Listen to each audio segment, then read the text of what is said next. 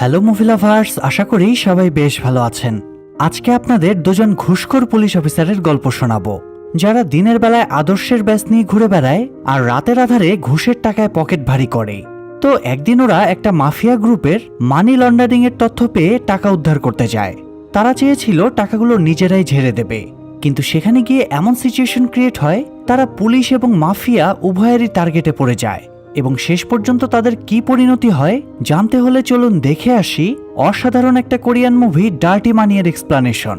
তবে শুরু করার আগে সবাই লাইক দেওয়ার কাজটা সেরে ফেলি। গল্পের শুরুতে আমরা দুজন পুলিশ অফিসার হিউক এবং কিমকে দেখতে পাই। তারা দুজনে একটা মার্ডার স্পটে যায়। মূলত একজন লোক 5 তলার উপর থেকে পড়ে মারা গিয়েছে। প্রাথমিকভাবে পুলিশের সন্দেহ লোকটা আত্মহত্যা করেছে, তবে ওরা দুজনে লোকটার রুমে সার্চ করে ধারণা করে লোকটার বাড়িতে হয়তো ডাকাতি হয়েছে, আর এই চক্করেই তাকে ডাকাত দল উপর থেকে ফেলে দিয়েছে, কারণ লোকটার রুমের ভেতরটা এলোমেলো হয়েছিল। তারা আরও কিছুক্ষণ ইনভেস্টিগেশন করবে, কিন্তু ততক্ষণে ক্রাইম ডিপার্টমেন্টের একজন অফিসার এসে ঝামেলা শুরু করে দেয়। ক্রাইম ডিপার্টমেন্টের এই অফিসারের নাম detective Kang. Crime department already এই কেসের দায়িত্ব নিয়ে ফেলেছে, তাই কাং এই কেসে লোকাল পুলিশের ইনভলভ হওয়াটা পছন্দ করছিল না। সে দূর দূর করে দুজনকে তাড়িয়ে দিচ্ছিল। এতে হিউক এবং কিম ক্ষেপে যায়, কারণ লোকাল পুলিশ হলেও তো তাদের আত্মসম্মান ছিল। হিউক তাই কাংয়ের সাথে হাতাহাতি শুরু করে দেয়, তবে কিম তাকে সামলে নেয় এবং বাইরে বেরিয়ে আসে। মৃত লোকটার লাশ তখনও বাইরে পড়েছিল। কাং যেহেতু তখনও রুমের ভেতরে ছিল, তাই কিম এই সুযোগে লাশের শরীরটা সার্চ করতে শুরু করে। সে লাশের পায়ের মোজার ভেতরে একটা মেমোরি কার্ড খুঁজে পায়। মেমোরি কার্ডটা টেপ এবং টিস্যু দিয়ে পায়ের সাথে আটকে রাখা ছিল। কিম এখানে কাউকে কিছু না বলে মেমোরি কার্ডটা হাতিয়ে নেয় এবং সেটা হিউককে রাখার জন্য দেয়। এরপরে তারা একটা ব্রোথেলে যায়, আবাসিক হোটেলের নামে। সেখানে ভদ্রলোকেরা মনের জ্বালা মেটাতে আসে আর কি। তো হিউক এবং কিম হোটেলের মালিকের কাছে এ মাসে চাঁদা বা ঘুষ নিতে যায়। এখানে ব্যবসা করতে হলে ওদের দুজনকে টাকা দেয়া লাগে, তবে হোটেল মালিক শিন জানায় এই মাসে তেমন কাস্টমার আসেনি, তাই সে ঘুষ দিতে পারবে না। এতে কিম ক্ষেপে যায় এবং একটা স্টিক দিয়ে টেবিলে রাখা টেলিফোনটা ভেঙে গুঁড়ো গুঁড়ো করে দেয়। এবার হোটেল মালিক শিন আতঙ্কে ক্যাশবক্স থেকে দুজনকেই টাকা বের করে দেয়। তবে টাকা দেওয়ার সময় সে আফসোস করে বলে, চীনারা লাখ লাখ টাকা পাচার করে নিয়ে যাচ্ছে, ওদের কিছু বলছেন না, অথচ আপনারা আমাদের কোরিয়ানদের উপরে জুলুম করছেন। শিন আরও জানায় একটা চাইনিজ মাফিয়া গ্যাং সুদ, ড্রাগ স্মাগলিং এবং নারী পাচার থেকে ইনকাম করা ব্যাপক পরিমাণ টাকা নিয়মিত চীনে পাচার করছে। এসব শুনে কিম এবং হিউকের বেশ অবাক লাগে, কারণ তাদের কাছে এই ব্যাপারে কোনো তথ্য ছিল না। তাই তারা জিজ্ঞেস করে চাইনিজরা কখন এবং কিভাবে টাকাগুলো পাচার করছে। শিন এখানে ডিটেলস কোনো উত্তর দেয় না, তবে মাফিয়া সম্রাট কিরণের নামটা বলে দেয়। তো এরপরে হিউক ঘুষের টাকাগুলো নিয়ে ক্যাসিনোতে চলে যায়। তার একমাত্র নেশাই হলো জুয়ার নেশা। অন্যদিকে কিম হাসপাতালে চলে যায় তার মেয়ের এই মাসের বিল পরিশোধ করতে। কিমের মেয়ে জিমিন প্রচণ্ড অসুস্থ, তাকে নিয়মিত ফলো আপে রাখা লাগে। মূলত মেয়ের চিকিৎসার খরচ জোগাতেই কিম ঘুষ খায়, যদিও ঘুষের টাকাতেও হাসপাতালের ফি পরিশোধ করা সম্ভব হয় না। তাই কিম নিজের স্যালারির টাকাও যুক্ত করে হাসপাতালের বিল পরিশোধ করে। এরপরে সে কেবিনে গিয়ে মেয়ের সাথে দেখা করে। কিমের মেয়ে জিমিনকে সুস্থ করতে হলে অপারেশন করতে হবে, কিন্তু অপারেশনটা অত্যন্ত ব্যয়বহুল হয় কিম এখনও সেই টাকা ম্যানেজ করতে পারেনি। যাই হোক, হাসপাতাল থেকে বেরিয়ে কিম মাফিয়া সম্রাট কিরণের কাছে যায়। সকালের আত্মহত্যার কেসটা তার এরিয়াতেই ঘটেছে, তাই সে এই ঘটনায় জড়িত কিনা এই ব্যাপারে কিম তাকে জিজ্ঞাসাবাদ করে। তবে কিরণ স্মার্টলি ব্যাপারটা হ্যান্ডেল করে নেয়। তো কিম এই কেসের ব্যাপারে আর কিছুই জিজ্ঞেস করে না। এ সময় কিরণের পাশে তার ক্যাসিনো পার্টনার শিওক দাঁড়িয়েছিল। কিম জানতো হিউক নিয়মিত তাদের ক্যাসিনোতে জুয়া খেলতে আসে, তাই কিম শিওককে বলে হিউক যদি তার ক্যাসিনোতে জুয়া খেলতে যায় তবে সে যেন হিউককে ব্যাকপার্টে লাথি মেরে বের করে দেয়। কিন্তু শিওক এবং কিরণ দুজনেই জানায় জুয়া খেলতে গিয়ে হিউক তাদের কাছে 40,000 ওন ধার করে ফেলেছে, তাই হিউক জুয়া ছাড়ুক বা না ছাড়ুক অন্তত পাওনা টাকাটা যেন ফেরত দেয়। টাকার এমনটা শুনে কিম বেশ অবাক হয়। তো এরপরে কিম আসল কথায় আসে। সে কিরণকে স্পষ্ট অভিযোগের সুরে বলে, তুমি নাকি নৌকাতে করে চীনে টাকা পাচার করো। কিমের এমন কথা শুনে কিরণ বেশ চমকে ওঠে, তবে সে নিজেকে কন্ট্রোল করে এই ব্যাপারটাও স্মার্টলি হ্যান্ডেল করার চেষ্টা করে। যদিও কিম যেহেতু স্পষ্টভাবে কিরণের উপর অভিযোগ করেছে, তাই কিরণ না চাইলেও তার চেহারায় টেনশনের ছাপ ফুটে ওঠে, আর কিমও যা বোঝার তা বুঝে যায়। এই জন্য সে কথা না বাড়িয়ে বেরিয়ে আসে। যাই হোক, পরের দিন হিউক থানায় গিয়ে দেখে ক্রাইম ডিপার্টমেন্টের ডিটেকটিভ কাং এসেছে। কাং জানায় গতকাল যে লোকটা মারা গিয়েছে, মানে যার লাশের তদন্ত নিয়ে ওরা ঝামেলা করেছিল, সেই লোকটা ক্রাইম ডিপার্টমেন্টের ইনফর্মার ছিল। সে চাইনিজ গ্যাংয়ের টাকা পাচারের কেসে তথ্য কালেক্ট করছিল। এই জন্যই হয়তো তাকে মেরে ফেলা হয়েছে। তবে যেহেতু সে আন্ডারকভার এজেন্ট ছিল, এই জন্য তারা ব্যাপারটা প্রকাশ করতে পারছে না। কিন্তু সমস্যা হলো ইনফরমারের কাছ থেকে তারা কোনো ক্লু বা প্রমাণ খুঁজে পায়নি। কথাটা শুনে হিউকের মনে পড়ে কিম তো গতকাল লাশের কাছ থেকে একটা মেমোরি কার্ড পেয়েছিল। তো হিউক তখন দ্রুত গাড়িতে ফিরে গিয়ে মেমোরি কার্ডটা বের করে এবং কিমকে ফোন করে ডেকে আনে। দুজনে মেমোরি কার্ডটা কম্পিউটারে লাগিয়ে জানতে পারে সেই ইনফরমার এটাতে চাইনিজ গ্যাংয়ের সব ট্রানজ্যাকশনের ডিটেলস কালেক্ট করে রেখেছে। পোর্টে নৌকায় করে কোরিয়া থেকে শত শত কোটি ক্যাশ টাকা চীনে পাচার করা হয়েছে। একবারে অন্তত 50 কোটির নিচে কোনো ট্রানজ্যাকশন নেই। টাকার এমন দেখে কিমের মাথায় একটা প্ল্যান আসে। সে হিউককে বোঝায় তারা যদি জাস্ট একটা ট্রানজ্যাকশনের টাকা হাতিয়ে নিতে পারে তাহলেই তো তাদের লাইফ সেটেল হয়ে যাবে। এই টাকায় কিমের মেয়ের চিকিৎসা করে বিদেশে সেটেল হতে পারবে, আবার হিউকও তার সব ঋণ পরিশোধ করতে পারবে। কিমের কথায় হিউক রাজি হয়ে গেলে কিম হিউককে বলে সে যেন শেউকের কাছে গিয়ে জেনে নেয় তাদের নেক্সট ট্রানজ্যাকশন ডেট কবে। যেহেতু হিউক নিয়মিত শেউকের ক্যাসিনোতে যেত, তাই দুজনের মধ্যে জানাশোনা ভালো ছিল। হিউকের কাজ হলো শেউককে একটা টোপ দেওয়া। তারা শেউককে মিথ্যা করে বোঝাবে ক্রাইম ডিপার্টমেন্ট তাদের টাকা পাচারের ব্যাপারে জেনে গিয়েছে, তাই হিউক এবং কিম তাদেরকে ব্যাকআপ দেবে। কিন্তু ব্যাকআপ দিতে হলে তো ট্রানজ্যাকশনের ডেটটা জানা লাগবে। আর এভাবেই শেউককে ম্যানিপুলেট করে ঠিকই হিউক তার কাছ থেকে নেক্সট ট্রানজ্যাকশনের ডেটটা জেনে নেয়। তো এরপরে তারা কিভাবে টাকাগুলো হাতিয়ে নেবে সেই প্ল্যান বানাতে শুরু করে। তাদের দুজনের পক্ষে কাজটা করা সম্ভব ছিল না। এই জন্য তারা হিউকের বন্ধু এবং সহকর্মী হুনকেও দলে সামিল করে নেয়। হুন মূলত চ্যাংরিয়ং সাব স্টেশনের অস্ত্রের কোষাগার দেখাশোনার দায়িত্বে ছিল। অ্যাকশনের দিনে সেও তাদের সাথে থাকবে। এছাড়া অস্ত্রাগার থেকে গোপনে দুটো অস্ত্র এনে দেবারও দায়িত্ব দেওয়া হয়। কিভাবে তারা টাকাগুলো ছিনতাই করবে, কে কোন দায়িত্বে থাকবে, সব প্ল্যান কিমি করে দেয়। এরপরে তারা একটা সেকেন্ড হ্যান্ড গাড়ি কেনে। তবে টাকা ছিনতাই করে আনার পরে তারা গাড়িটা নদীতে ফেলে দেবে, যাতে কোনো প্রমাণ না থাকে। টাকা ছিনতাইয়ের পরে কিমের প্ল্যান ছিল সে তার মেয়ের সার্জারি করানোর পরে তাকে নিয়ে অস্ট্রেলিয়া শিফট করবে। হিউকের ইচ্ছে ছিল ঋণ পরিশোধ করে স্ত্রীর সাথে একটা দোকান খুলবে। আর হুনের প্ল্যান ছিল সে বাবার রেখে যাওয়া ঋণ পরিশোধের পরে বাকি টাকা দিয়ে দামি একটা গাড়ি কিনবে। আসলে মধ্যবিত্তরা সবাই এই টাইপের কিছু স্বপ্নই দেখি আমরা। যাই হোক, অ্যাকশনের দিনে হুন অস্ত্রাগার থেকে দুটো শটগান চুরি করে নিয়ে আসে।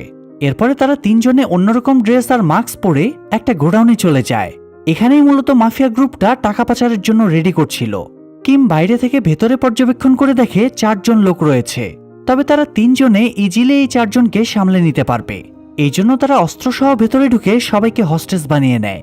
এরপরে গাড়ি এনে টাকার ব্যাগগুলো গাড়িতে তুলতে শুরু করে। কিন্তু তারা তো জানতো না গোডাউনের ভেতরে একটা সিক্রেট চেম্বারে কেউ লুকিয়েছিল, আর সেই লোকটা হুনের পায়ে গুলি চালায়। এতে মুহূর্তেই পরিস্থিতি পাল্টে যায়। কিমের এখানে গোলাগুলির কোনো প্ল্যান ছিল না, কারণ একে তো কোরিয়াতে গুলি চালানো নিষিদ্ধ, তার উপরে আবার তারা সরকারি অস্ত্রাগার থেকে অস্ত্র এনেছে। আসলে এটা জাস্ট তারা ভয় দেখাতে নিয়ে এসেছিল, কিন্তু এখন বাধ্য হয়ে ব্যাকআপের জন্য গুলি চালানো লাগে। গোলাগুলির এক পর্যায়ে মাফিয়া গ্রুপের লোকগুলো সবাই মারা যায়, কিন্তু আরও একটা গুলি বাজেভাবে হুনের গায়ে লাগে। তাই তাকে গাড়িতে তুলে নিয়ে ওরা দ্রুত বেরিয়ে আসে। কিন্তু ওরা হুনকে হাসপাতালে নিয়ে যাওয়ার সুযোগ পায় না, তার আগেই সে মারা যায়। হুনের মৃত্যুতে হিউক প্রচণ্ড কষ্ট পায়। বন্ধুত্বপূর্ণ সম্পর্ক হলেও ছোটবেলা থেকেই হুন হিউককে নিজের বড় ভাইয়ের মতো মান্য করে। অথচ নিজেদের স্বার্থেই ছেলেটার প্রাণ গেল, এটা হিউক মানতেই পারছিল না। কিন্তু কি আর করার, যেমন কর্ম তেমন ফল। তো কিম বলে তারা হুনের লাশ সহই গাড়িটা নদীতে ফেলে দেবে, এছাড়া আর কোনো অপশন নেই। গাড়িটা নদীতে ফেলে দেওয়ার পরে তারা নিজেরাও নদীর পানিতে গা ধুয়ে নেয়, যাতে শারীরিকভাবেও কোনো প্রমাণ না থাকে। এরপরে তারা ছিনতাই করে না টাকা গুনতে শুরু করে। টাকার অ্যামাউন্ট তারা যা ধারণা করেছিল তার চেয়ে অনেক বেশি ছিল। তারা ভেবেছিল টাকা 50 কোটি ওনের আশেপাশে হবে, কিন্তু এখানে অন্তত 400 কোটি ওন ছিল। কিম বলে তারা এখনই এই টাকা খরচ করবে না, এই টাকা আপাতত তারা লুকিয়ে রাখবে। যদিও এতে কিমের মেয়ের সার্জারি লেট হয়ে যাবে, তবুও এই মুহূর্তে এই টাকা খরচ করা অনেক রিস্ক। তারা এই নিয়ে আলোচনা করছিল, এ সময় দুজনের কাছে লোকাল পুলিশ ডিপার্টমেন্টের চিফ পার্কের ফোন আসে। পার্ক দুজনকে ঝাড়ি মেরে দ্রুত থানায় আসতে বলে। আসলে গোডাউনের ঘটনাটা পুলিশ জেনে গিয়েছিল, তাই তদন্তের জন্য সব স্টাফদের ডাকা হচ্ছে। তবে হিউক একটু ঘাবড়ে যায়, কারণ তাদের ধারণা ছিল চাইনিজরা নিজেদের বাঁচাতে গোডাউনটা পরিষ্কার করে ফেলবে, কেননা চাইনিজরাও তো অবৈধ কাজ কারবার করছিল। কিন্তু চাইনিজরা গোডাউনটা পরিষ্কার করেনি মানে নিশ্চয়ই কোনো ঝামেলা আছে। তাই পুলিশ ওদের এখন ট্রেস করা মানে পুরো গ্যাংয়ের জন্যই সেটা রিস্ক হয়ে যাবে। তবে কিম হিউককে বোঝায় সে যেন টেনশন না করে, কেননা তারাই যেহেতু ঘটনাস্থলে ইনভেস্টিগেশন করতে যাচ্ছে, তাহলে সেখানে যদি কোনো এভিডেন্স থাকেও তাহলে তারা সেটা নষ্ট করে ফেলবে। তো যাই হোক, কিম আর হিউক ঘটনাস্থলে গিয়ে দেখে তারা একটু আগে 5 জনকে মেরে ফেলেছে। চিফ পার্ক তখন কিমকে জিজ্ঞেস করে সে এদের কাউকে চেনে কিনা। কিম ঠান্ডা মাথায় উত্তর দেয় সে কাউকেই চেনে না। চিফ একটু বিচলিত হয়ে বলে এরা মরছে সেটা ব্যাপার না, কিন্তু সমস্যা হলো এদের সাথে ক্রাইম ডিপার্টমেন্টের ডিটেকটিভ কাংও মারা গিয়েছে। কিন্তু কাং এখানে কি করছিল ব্যাপারটা তারা এখনো জানতে পারেনি। তবে এই কেসের তদন্তের জন্য হেড অফিস থেকে কাংয়ের বস শিয়ং চান এসেছে। শিয়ং চান এমন লোক যে আসল সত্য বের না করা পর্যন্ত হাল ছাড়বে না। এই জন্য কিমও এবার কিছুটা বিচলিত হয়ে পড়ে। তো এরপরে কেসের তদন্তের জন্য সব স্টাফদের কনফারেন্স রুমে ডাকা হয়। প্রথমে চিফ পার্ক জানায় কোরিয়াতে এই চাইনিজ মাফিয়া গ্যাংটা চালায় কিরণ নামের একজন গ্যাংস্টার। তবে তার ব্যাপারে বেশি কিছু পুলিশ জানতে পারেনি, কারণ কিরণের মাথার উপরে চীনের অনেক বড় কোনো অর্গানাইজেশনের হাত রয়েছে। তারা চীন, কোরিয়া এবং জাপানে নিজেদের সাম্রাজ্য তৈরি করে রেখেছে। এই জন্যই কিরণ অনেক ব্যাকআপ পেয়ে যায়। চিফ পার্কের পরে ক্রাইম ডিপার্টমেন্টের চিফ ডিটেকটিভ শিয়ং চান বক্তব্য রাখে। সে জানায় ডিটেকটিভ কাং এই চাইনিজ মাফিয়াদের উপরে ইনভেস্টিগেশন করছিল। কিছুদিন আগে তাদের একজন ইনফর্মার মারা গিয়েছে। তারপর থেকে কাং একাই কেসটাকে সামলাচ্ছিল। তাই কাং যেহেতু এই কেসে নিজের লাইফ স্যাক্রিফাইস করেছে, তাই তারা অবশ্যই এই কেসটা সলভ করবে এবং এর সাথে জড়িতদের খুঁজে বের করবে। কনফারেন্স শেষে শিয়ং চান তার ডেস্কে বসে আলোচনা করে তারা কোথায় থেকে ইনভেস্টিগেশন শুরু করবে। অন্যদিকে হিউককে দেখা যায় ক্যাসিনো শেওক তাকে কথা বলার জন্য ডেকেছিল। শেওক অস্থির হয়ে হিউককে জিজ্ঞেস করে সে ওই দিন কেন টাকা পাচারের ডেট জানতে চেয়েছিল। হিউক তখন আসল কথাটা গোপন করে বলে সে শেওককে ব্যাকআপ দিতে চেয়েছিল, তাই মূলত টাকা পাচারের ডেট জানতে চেয়েছিল। কিন্তু শেওক সন্দেহ করছিল হিউকই এই তথ্যটা লিক করেছে। তবে হিউক খুব ঠান্ডা মাথায় শেওককে ম্যানেজ করে নেয়। এদিকে ডিটেকটিভ শিয়ং চানকে দেখা যায় সে নিজের ডেস্কে বসেছিল। এ সময় তার কাছে চ্যাংরিয়ং সাবস্টেশনের একজন পুলিশ স্টাফ আসে। সেই স্টাফ জানায় তাদের অস্ত্রাগার থেকে 2টো শটগান হারিয়ে গিয়েছে, পাশাপাশি তাদের স্টাফ হুনও মিসিং। কথাটা শুনে শিয়ং চান দ্রুত এই ব্যাপারে খোঁজখবর নিতে শুরু করে। আর ওই পুলিশটা এখানে হুনের উপরে অভিযোগ করছে দেখে কিম আর হিউক তাকে বকাঝকা করছিল। তবে শিয়ং চান তাদের থামিয়ে দিয়ে কিমকে নির্দেশ দেয় সে যেন হুনকে খোঁজার চেষ্টা করে। এরপরে শিয়ং চান হিউককে সাথে নিয়ে বেরিয়ে আসে। শিয়ং চান হাসপাতালে গিয়ে কিমের মেয়ে জিমিনের সাথে দেখা করে। সে জিমিনকে জিজ্ঞেস করে গত পরশু রাতে তোমার বাবা কি তোমার সাথেই ছিল। এইটুকু বাচ্চা মেয়েকে জিজ্ঞাসাবাদ করায় হিউক তার উপর একটু আপসেট হয়। বেরিয়ে আসার পরে সে শিয়ং চানকে বলে বাচ্চা মেয়েটাকে এরকম প্রশ্ন করা উচিত হয়নি, তাছাড়া সে কিমকে সন্দেহ করছেই বা কেন। তখন শিয়ং চান জানায় আগে কিম ক্রাইম ডিপার্টমেন্টে ছিল, তখন একটা সিরিয়াস কেসে কিম অপরাধীদের বিরুদ্ধে থাকা সমস্ত প্রমাণ পুড়িয়ে দিয়েছিল। সে সময় কিমের স্ত্রী অসুস্থ ছিল, স্ত্রীর সার্জারির টাকার জন্য সে অপরাধীদের হেল্প করেছিল। আর এই ঘটনার পরে কিমকে ক্রাইম ডিপার্টমেন্ট থেকে ট্রান্সফার করে লোকাল পুলিশ ফোর্সে পাঠানো হয়। তো যে কিম স্ত্রীর জন্য এরকম অন্যায় করতে পারে, সে নিজের মেয়েকে বাঁচাতে সেম অন্যায় হয়তো আবারও করতে পারে। এই জন্যই শিয়ং চান কিমের উপর সন্দেহ করছিল। যাই হোক, এদিকে চাইনিজ গ্যাং সেই ব্রোথেলের মালিক শিনকে তুলে আনে, কারণ সেই তো প্রথমে কিম আর হিউককে চাইনিজদের টাকা পাচারের ব্যাপারে তথ্য দিয়েছিল। তারা শিনকে প্রচুর টর্চার করে। তাদের সন্দেহ ছিল সেদিন গোডাউনের তথ্য শিনই লিক করেছে। তবে শিন যেহেতু ওই ব্যাপারে কিছুই জানত না, তাই ওরা তাকে মেরে ফেলে। এরপরে তারা ক্যাসিনোর একজন স্টাফের কাছে জানতে পারে গোডাউনের ঘটনার কয়েকদিন আগে হিউক শেউকের সাথে দেখা করতে এসেছিল, আর তারা দীর্ঘক্ষণ গোপনে কথাবার্তা বলেছিল। এটা শুনে এরা দুজনে তখন চাইনিজ মাফিয়াদের টার্গেটে চলে আসে। অন্যদিকে হিউক যখন শিয়ং চানের সাথে ফিরছিল, এ সময় তার মোবাইলে শেউকের ফোন আসে। হিউক ফোনটা রিসিভ করলে শেউক তাকে আর্জেন্ট দেখা করতে বলে। হিউক শিয়ং চানকে ব্যাপারটা বুঝতে না দিয়ে শেউককে বলে সে সময় মতো দেখা করবে। এরপরে হিউক কিমকে ভয়েস মেসেজ পাঠিয়ে জানিয়ে দেয় শিয়ং চান হাসপাতালে জিমিনের সাথে দেখা করতে গিয়েছিল এবং শিয়ং চান তাদেরকে সন্দেহ করছে, তাই তাদেরকে আরও সতর্ক থাকতে হবে। ভয়েস মেসেজটা শোনা মাত্রই কিম হাসপাতালে চলে যায়, কিন্তু কেবিনে জিমিনকে না পেয়ে কিম অস্থির হয়ে যায়। তাকে খোঁজাখুঁজি করতে করতে শেষ পর্যন্ত বাথরুমে পাওয়া যায়। বাথরুমের দরজা ভেতর থেকে বন্ধ ছিল। কিম দরজা ভেঙে ভেতরে ঢুকে দেখে অসুস্থতার জন্য জিমিন সেন্সলেস হয়ে পড়ে আছে। ডাক্তার জানায় জিমিনের দ্রুততম সময়ে সার্জারি করাতে হবে, না হলে ওকে বাঁচানো মুশকিল হয়ে যাবে। কিম জিমিনকে বেডে শুয়ে দেয়। ততক্ষণে জিমিনের জ্ঞান ফিরে এসেছিল। সে বাবাকে বলে পুলিশ তাকে জিজ্ঞাসাবাদ করতে এসেছিল এবং জিজ্ঞেস করেছিল পরশু তার বাবা তার সাথে ছিল কিনা। তবে সে পুলিশকে মিথ্যা করে বলেছে বাবা তার সাথেই ছিল। কথাটা বলে জিমিন কাঁদতে শুরু করে। হয়তো মিথ্যা বলার কারণে সে অনুশোচনায় ভুগছিল। কিম তখন মেয়েকে বুকে জড়িয়ে নেয়, কিন্তু তবুও তার কান্না থামে না। এদিকে হিউককে দেখা যায় সে শেউকের সাথে দেখা করতে গিয়েছিল, কিন্তু সেখানে তার জন্য চাইনিজ মাফিয়ারা অপেক্ষা করছিল। হিউক গিয়ে দেখে তারা অলরেডি শিওককে আত্মরা করে রেখেছে। শিওক বলে সে শুধুমাত্র হিউককেই টাকা পাচারের ডেটটা বলেছিল। হিউক তাই টেনশনে পড়ে যায়, এবার হয়তো মাফিয়ারা তাকেও কচুকাটা করবে। তবে সে নিজেকে যথাসম্ভব শান্ত রেখে বলে সে শুধুমাত্র তাদেরকে ব্যাকআপ দিতেই তারিখটা জানতে চেয়েছিল, যাতে ক্রাইম ডিপার্টমেন্ট কোনো অ্যাকশনে গেলে তাদেরকে সে সতর্ক করে দিতে পারে।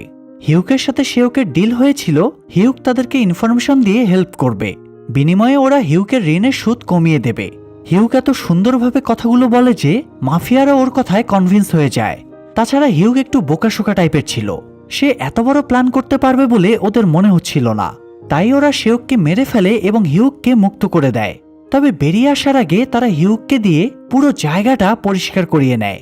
তাই কোনো রকমে এই যাত্রায় হিউক প্রাণে বেঁচে বাড়ি ফিরে আসে এবং স্ত্রীকে সব ঘটনা খুলে বলে। পাশাপাশি সে স্ত্রীকে জানায় আগামীকাল তারা ফিলিপাইনে শিফট করবে। তবে তার স্ত্রী ফিলিপাইনে যেতে চাইছিল না, কারণ তার বাবা মা এই শহরে একা থাকে, তাদেরকে দেখাশোনার আর কেউই নেই। তো এই ব্যাপারটা নিয়ে দুজনের মাঝে একটু মতবিরোধ হয়। যাই হোক, তারপরে হিউক ঠিক সেই জায়গাটাতে আসে যেখানে তারা টাকাগুলো লুকিয়ে রেখেছে। সেখানে গিয়ে তার কিমের সাথেও দেখা হয়ে যায়। এতে তাদের মধ্যে সন্দেহের সৃষ্টি হয়, কারণ তারা কেউই একে অপরকে এখানে আসার ব্যাপারে জানায়নি। তো তারা দুজনেই ভাবছিল অপরজন চিট করছে, এই জন্য দুজনেরই হাতাহাতি শুরু হয়ে যায়। তবে এক পর্যায়ে তারা মারামারি থামিয়ে দেয়। কিম বলে জিমিনের অবস্থা খুবই খারাপ, তার আর্জেন্ট সার্জারি করাতে হবে, তাই মূলত সে টাকা নিতে এসেছিল। আর হিউক বলে মাফিয়ারা শিওককে মেরে ফেলেছে, এখানে থাকলে তাকেও মেরে ফেলবে, এই জন্য সে তার ভাগের অংশ নিয়ে ফিলিপাইনে পালিয়ে যেতে চায়। কিম তখন হিউককে বলে তুই চলে যা, আমি এদিকে সামলে নেব। কিন্তু হিউক ধারণা করে কিম তাকে ফাঁসাতে চাইছে, কারণ সে পালিয়ে গেলে সমস্ত অভিযোগ তার উপরেই চলে আসবে। আর মাফিয়ারা যেহেতু অলরেডি হিউককে সন্দেহ করছে, তাই সে পালিয়ে গেলে সবাই শিওর হয়ে যাবে হিউকই তাহলে গোডাউনের ঘটনাটা ঘটিয়েছে। আর তখন কিমও হিউকের উপরে সব দোষ চাপিয়ে দিয়ে নিজে বেঁচে যাবে। এই জন্য সে কিমকে বলে যদি আমি ফেঁসে যাই তাহলে কিন্তু তোকেও ফাঁসিয়ে দেব। এই বলে সে সিক্রেট চেম্বারে ঢুকে যেখানে তারা টাকা লুকিয়ে রেখেছে। সে নিজের ভাগের 2 ব্যাগ টাকা নিয়ে বের হচ্ছিল, কিন্তু কি মনে করে যেন 1 ব্যাগ টাকা আবারও সিক্রেট চেম্বারে কিমের জন্য ফেলে দেয়। এরপরে সেখান থেকে বেরিয়ে চলে যায়। তারপর পরবর্তী সিনে কিমকে দেখা যায় সে হাসপাতালের বেঞ্চে বসে ঘুমাচ্ছিল। তখন তার কাছে চিফ পার্কের ফোন আসে। হিউক যে পালানোর প্ল্যান করছে, সামহাও এই তথ্যটা পুলিশ পেয়ে গিয়েছে, তাই হিউককে ধরার জন্য রেড অ্যালার্ট জারি করা হয়েছে। এমনকি হিউক এখন যে হোটেলে আত্মগোপন করে আছে, পুলিশ সেই ঠিকানাটাও পেয়ে গিয়েছে। চিফ পার্ক তাই কিমকে সেই হোটেলের অ্যাড্রেস দিয়ে দ্রুত সেখানে চলে আসতে বলে। এদিকে হিউককে দেখা যায় সে তড়িঘড়ি করে রেডি হচ্ছিল, তবে ততক্ষণে পুলিশ পুরো বিল্ডিং ঘিরে ফেলেছিল। এ সময় আবার তার স্ত্রীও পল্টি নেয়, সে স্পষ্ট জানিয়ে দেয় সে তার সাথে যাবে না। এই জন্য হিউক একটু বিরক্ত হয়ে একাই পালানোর জন্য বের হয়, কিন্তু সিঁড়িতে এসেই দেখে সিঁড়ির নিচে পুলিশের লোক দাঁড়িয়ে, তাই সে আবারও হোটেলে ঢুকে অন্য একটা রুমে লুকিয়ে পড়ে। অন্যদিকে কিমও ততক্ষণে হোটেলে পৌঁছে যায়। সে ভেতরে ঢুকে হিউককে বাঁচানোর জন্য একটা ট্রিক খাটায়। সে নিজেই নিজের কপালকে দেয়ালে ঢিপ মেরে আঘাত করে এবং এমার্জেন্সি ফায়ার অ্যালার্ম বাজিয়ে দেয়। এমার্জেন্সি অ্যালার্ম শুনে সবাই কিমের কাছে ছুটে গেলে কিম মিথ্যা করে বলে হিউক তাকে আঘাত করে এই পথ দিয়ে পালিয়ে গিয়েছে। এটা শুনে সবাই ওই পথে দৌড় দেয়। আর এই সুযোগে কিম হোটেলের ভেতরে ঢুকে হিউককে ডাকাডাকি শুরু করে। কিমের ডাক শুনে হিউক বেরিয়ে এলে কিম তাকে নিজের গাড়ির চাবি দিয়ে পালিয়ে যাওয়ার সুযোগ করে দেয়। আর এভাবেই হিউককে পার করে দিয়ে কিম নাটক সাজায় হিউক তাকে মেরে গাড়ির চাবি নিয়ে পালিয়েছে। চিফ এই ঘটনায় কিমের উপরে খুব ক্ষেপে যায়। সেভাবে কিমের দায়িত্বজ্ঞানহীনতার জন্যই হিউক পালাতে পেরেছে। অবশ্য ক্রাইম ডিপার্টমেন্টের ডিটেকটিভ শিয়ং চান কিমের দিকে অন্যভাবে তাকাচ্ছিল, কারণ সে অলমোস্ট বুঝেই গিয়েছিল হিউক একা কিছু করেনি, অবশ্যই কিমও তার সাথে জড়িত। যাই হোক, হিউককে পার করে দিয়ে সে কিম অফিসে বসেছিল। তখন তার কাছে মাফিয়া কিরণের ফোন আসে। কিরণ কিমকে থ্রেট দিয়ে বলে সে জেনে গিয়েছে হিউক আর কিম মিলে টাকাগুলো ঝেড়ে দিয়েছে, তাই সে সন্ধ্যা পর্যন্ত সময় দিয়ে বলে এই সময়ের ভেতরে যেন তারা টাকা ফেরত দেয়, তা না হলে কিরণ কিমকে মেরে ফেলবে। কিম কিরণের সাথে বাকবিতণ্ডা করছিল, এ সময় শিয়ং চান তার পেছনে এসে দাঁড়ায়। এরপরে কিমকে অফিসে নিয়ে গিয়ে বলে আমি জানি টাকাটা তোমরা দুজনে মিলে সরিয়েছ। এই বলে শিয়ং চান কিমকে একটা রেকর্ডিং শোনায়। শিয়ং চান এদের দুজনকে আগে থেকেই টার্গেট করে রেখেছিল, এই জন্য শিয়ং চান গতকাল হিউকের গাড়িতে একটা রেকর্ডার লুকিয়ে রেখেছিল। হাসপাতাল থেকে ফেরার পরে হিউক শিয়ং চানকে নামিয়ে দেওয়ার পরে এই ব্যাপারে সতর্ক করার জন্য কিমকে ফোন করেছিল, আর এই কথাগুলোই রেকর্ডারে রেকর্ড হয়ে গিয়েছে। কিম রেকর্ডিংটা শোনার পরে বুঝতে পারে সে ফেঁসে গিয়েছে, কিন্তু এরপরও কিম শিয়ং চানকে জিজ্ঞেস করে আমাকে কেন এই রেকর্ডিংটা শোনাচ্ছ। তখন শিয়ং চান তাকে অবাক করে বলে তোমরা যে টাকাগুলো ঝেড়ে দিয়েছ সেই টাকাগুলো আমিও ঝাড়তে চেয়েছিলাম। শিয়ংচানের কথা শুনে কিম চমকে উঠে। শিয়ংচান আরও জানায় সে এবং ডিটেকটিভ কাং ইনফরমারের কাছ থেকে খবর পেয়েছিল চীনারা শত শত কোটি টাকা নিজেদের দেশে পাচার করছে। মুভির শুরুতে আমরা আত্মহত্যাজনিত কারণে মৃত যে লাশটা দেখেছিলাম সেই লোকটা মূলত শিয়ংচানের ইনফরমার ছিল এবং শিয়ংচান আর কাং তাকে মেরে টাকা পাচারের ডেট আর লোকেশন জেনে নিয়েছিল। এরপরে তারা সেই টাকাগুলো হাতিয়ে নেওয়ার প্ল্যান করেছিল, কিন্তু তার আগেই কিম, হিউক এবং হুন গিয়ে টাকাগুলো হাতিয়ে নেয়। পাশাপাশি টাকা নিতে যাওয়া কাংও ঘটনাস্থলে মারা যায়, ফলে তাদের প্ল্যানও নষ্ট হয়ে যায়। শিয়ংচান বলে সে টাকা হাতালে কিমের মতো বলদামি করত না, বরং সে অফিসিয়ালি রেট দিয়ে 20-30 লাখ ওন উদ্ধার করেছে এমন রেকর্ড দেখাতো, আর বাকি টাকা নিজে সরিয়ে ফেলত। এতে কেউ আর কিছু জানতেই পারত না। তারা তো ক্রাইম ডিপার্টমেন্টের লোক, তারা যে রিপোর্ট দেবে সবাই সেটাকেই সত্যি বলে ধরে নেবে। মানে চিন্তা করা যায় পুলিশের দায়িত্বে থেকেও কি পরিমাণ ধান্দাবাজ কোরিয়ান পুলিশ। তবে এসবের সাথে আর কোনো দেশের পুলিশের মিল পেলেও পেতেই পারেন। যাই হোক, শিয়ংচান এখানে কিমকে অফার দেয় সে যদি টাকাগুলো শিয়ংচানকে ফিরিয়ে দেয় তাহলে শিয়ংচান তাকে সেই টাকার একটা অংশ দিয়ে দেবে। কিম তখন জিজ্ঞেস করে আমি না হয় টাকার ভাগ পাবো, কিন্তু হিউকের কি হবে?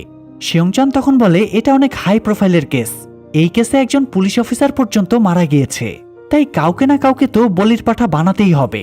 তাই তারা এই কেসের সমস্ত দায় হিউকের উপরে দিয়ে দিবে। শিয়ংচান কিমকে প্রেসার দেয় এই মুহূর্তে সে ছাড়া আর কেউই কিমকে বাঁচাতে পারবে না। কিম তাই কি করবে বুঝে উঠতে পারছিল না। সে রাগে ক্ষোভে শিয়ংচানের কলার চেপে ধরে, কিন্তু কিম তো নিরুপায়। এই জন্য সে শিয়ংচানের চাপে হিউকের সাথে বিশ্বাসঘাতকতা করতে রাজি হয়। সে হিউককে ফোন দিয়ে বলে তারা যেখানে টাকা লুকিয়ে রেখেছে সে যেন সেখানে রাত 9টার সময় চলে আসে। কিম হিউককে প্রতিশ্রুতি দেয় সে তাকে বিদেশে পালানোর সমস্ত ব্যবস্থা করে দেবে। তবে ফোনটা কাটার পরে কিমের নিজের কাছেই নিজেকে তুচ্ছ মনে হচ্ছিল।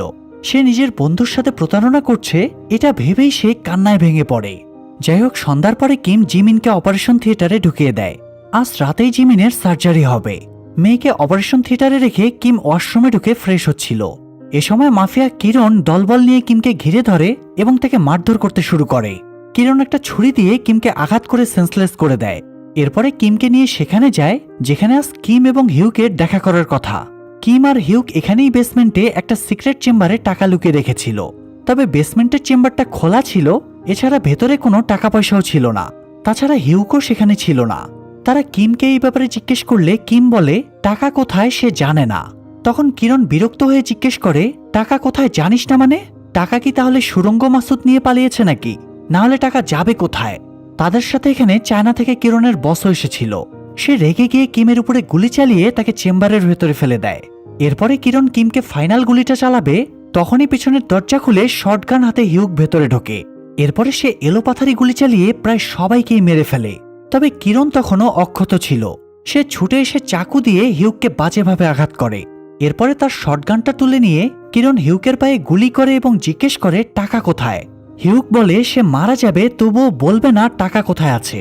উত্তর শুনে কিরণ রেগে গিয়ে হিউককে গুলি চালাতেই যাচ্ছিল, ঠিক তখনই পিছন থেকে কিম উঠে দাঁড়িয়ে কিরণকে গুলি চালিয়ে দেয়। তারপরে কিম হিউকের দিকে গান পয়েন্ট করে এবং একটা গুলির আওয়াজ শোনা যায়। বাইরে ততক্ষণে শিয়ংচান পৌঁছে গিয়েছিল। গুলির আওয়াজ শুনে সে দ্রুত ভেতরে ঢুকে দেখে কিম নিথর হয়ে পড়ে আছে আর হিউক মুমূর্ষু অবস্থায় তার পাশে শুয়ে আছে। শিয়ংচান ধারণা করে কিম হয়তো নিজেই নিজেকে স্যাক্রিফাইস করেছে। সে হিউককে জিজ্ঞেস করে টাকাগুলো কোথায়। হিউক বলে আমি তো অলরেডি পুলিশের চক্করে ফেসে গিয়েছি, তাই আপনাকে টাকার কথা বলে দিয়ে আমার কি লাভ? টাকা কোথায় আছে বলে দিলে আপনি এমনিতেও আমাকে মেরে ফেলবেন। শিয়ংচান তখন বলে সে হিউককে এই ঝামেলা থেকে বাঁচিয়ে নেবে। এই বলে সে চিফ পার্ককে ফোন দিয়ে সব ঘটনা উল্টে দেয়। সে চিফকে বোঝায় হিউকের কোনো দোষ নেই। মূলত কিম ডিটেকটিভ কাং এবং হুনকে হত্যা করে চাইনিজদের টাকাগুলো আত্মসাৎ করেছে, আর এখন কিম তাই চাইনিজদের খুঁজে বেড়াচ্ছে। তাই আমি এবং হিউক কিমকে ফলো করছি। শিয়ংচান হিউকের কানে মোবাইলটা ধরে চিফ পার্কের সাথে কথা বলিয়ে দেয়। সে চিফকে বোঝায় হিউকের কোনো দোষ নেই। হিউকও স্বীকার করে অপরাধগুলো কিম করেছে। এরপরে ফোনটা রেখে শিয়ংচান একটু অমনোযোগী হতেই হঠাৎ কিম উঠে শিয়ংচানকে গুলি চালিয়ে দেয়। আসলে কিম এতক্ষণ মরার অভিনয় করে শুয়েছিল আর শিয়ংচানকে মারার সুযোগের অপেক্ষা করছিল। হিউক তখন উঠে গিয়ে দ্রুত শিয়ংচানের পকেট থেকে একটা কলম বের করে। শিয়ংচানের এই কলমটা এক ধরনের রেকর্ডার। এটাতেই সে কিম এবং হিউকের কথা রেকর্ড করে রেখেছিল। তাদের দুজনের বিরুদ্ধে এটাই একমাত্র প্রমাণ। হিউক তাই প্রমাণটা নষ্ট করে দেয়। তবে ততক্ষণে কিমের অবস্থা খুব খারাপ হয়ে গিয়েছিল। ছুরি এবং মারধরের আঘাত এছাড়া কয়েকটা গুলি খেয়ে সে মৃত্যুর কোলে ঢলে পড়েছিল। মৃত্যুর আগে কিম বলে, আমি সব অপরাধ নিজের ঘাড়ে নিয়ে নিচ্ছি। তোমাকে জিজ্ঞাসাবাদ করা হলে তুমি এটাই বলবে যে খুন এবং টাকা আত্মসাৎ আমিই করেছি। কিমের মৃত্যুর আগে শেষবার তার মেয়েকে দেখতে ইচ্ছে করছিল, কিন্তু জীবন তাকে সেই সুযোগ দেয় না। ঝাপসা চোখে মেয়ের স্মৃতি নিয়ে কিম হিউকের কোলের উপরে শুয়ে শেষ নিঃশ্বাস ত্যাগ করে, আর হিউক প্রিয় বন্ধুর মৃত্যুতে হাউমাউ করে কাঁদতে থাকে। তো এরপরে বেশ কিছুদিন কেটে যায়। পরিস্থিতি স্বাভাবিক হলে হিউক পুলিশের চাকরিটা ছেড়ে দেয়। এরপরে দেখা যায় হিউক কিমের মেয়ে জিমিনকে নিয়ে এয়ারপোর্টে ফ্লাইটের জন্য অপেক্ষা করছে। অর্থাৎ জিমিন এখন হিউকের কাছেই মানুষ হচ্ছে। কিমের ইচ্ছে ছিল ঝামেলা মিটে গেলে সে জিমিনকে নিয়ে অস্ট্রেলিয়া চলে যাবে। এই জন্য কিমের ইচ্ছা পূরণ করতে হিউক জিমিনকে নিয়ে অস্ট্রেলিয়া চলে যাচ্ছে। সেখানে গিয়ে তারা নতুনভাবে জীবনটা শুরু করবে। আর তাদের নতুন জীবনের শুভেচ্ছা জানিয়ে মুভিটাও এখানেই শেষ হয়ে যায়। প্রিয় দর্শক, এই ঘুষ, দুর্নীতি আর টাকার লোভ মানুষকে ধ্বংসের দিকে ঠেলে দেয়। অবৈধ পথে ইনকাম করা টাকা হয়তো মানুষকে বড়লোক বানিয়ে দিতে পারে, কিন্তু কখনোই মানসিক প্রশান্তি দিতে পারে না। তাই সৎভাবে উপার্জিত নিজের অল্প ইনকামে সন্তুষ্ট থাকা উচিত। তাছাড়া যাদের উপরে মানুষের নিরাপত্তা বা সেবার দায়িত্ব, যেমন পুলিশ, ডাক্তার কিংবা সরকারি চাকরিজীবী, তাদের 100% সৎ হওয়া অনেক প্রয়োজন। যাই হোক, আজকে এ পর্যন্তই। এক্সপ্লেনেশন ভালো লাগলে চ্যানেলটা সাবস্ক্রাইব করে আমাদের পাশেই থাকুন। সবাই ভালো থাকবেন, সুস্থ থাকবেন। আল্লাহ হাফেজ।